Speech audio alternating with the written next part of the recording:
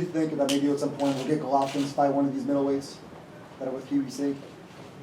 I mean, I think anything's possible in the in the future. I think anything's possible in the long run. I mean, there are issues with allegiances to network and contractual obligations to networks. I mean, honestly, Showtime has supported the career of both of these men tonight, and I think they have a right to expect that they would continue to work with them. So, and obviously HBO's been in the Golovkin business for a number of years now. So there are certain, but when a fight gets big enough and it tends to happen, money talks. But from all your expertise, do you think that there's even a good chance, decent chance that we get it one day, or? One day, but I'm not counting the days, and I don't think I certainly think that the winner of Lee Sanders is a real interesting fight for Danny Jacobs, and if particularly if Andy wins with his punching power and resilience too, and the fact he's fought in this building and the Irish population in New York. It's not a hard fight to make, and it's a big fight, but I don't think anything's out of the question. Lou, Andy Lee wins. Where do you want to see him next? I mean, I want to see him win first. The 19th, it'll be on Showtime, which is great because the American audience will get a chance to see that fight live. And I think he's going to win. I mean, I expect him to win, but it's not an easy fight. Sanders is a slick guy. And then Andy factors into the middleweight, equation.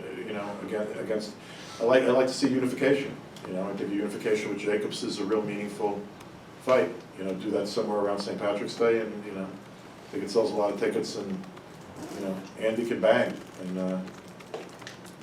be an interesting fight. And if he factors in with any of the top middleweights, he's a top middleweight.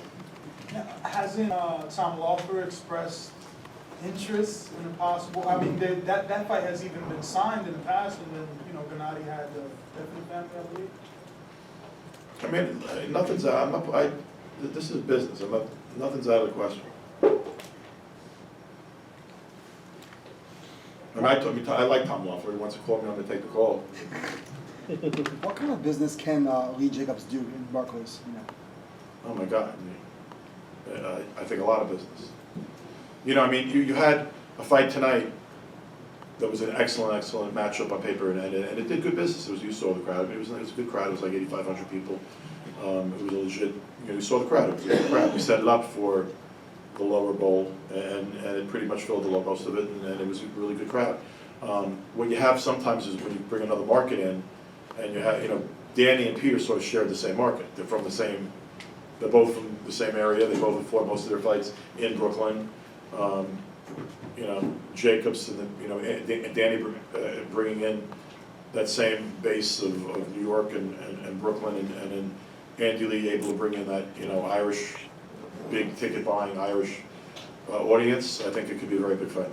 But I think it'd be a very big fight here at Barclays. Could they fight on St. Patrick's Day maybe? Granted, Lee doesn't get cut. I mean, Danny looks to me like you don't want to take the holidays off. You can fight next week, but I don't expect that. I think he's going to be in a normal cycle. And if that's St. Patrick's Day kind of timing, that's 90 days, right? January, March, April. I mean, by 120 days, 90 days. That's sort of where we figure the fight anyway. So how big could it be if it's on St. Patrick's Day?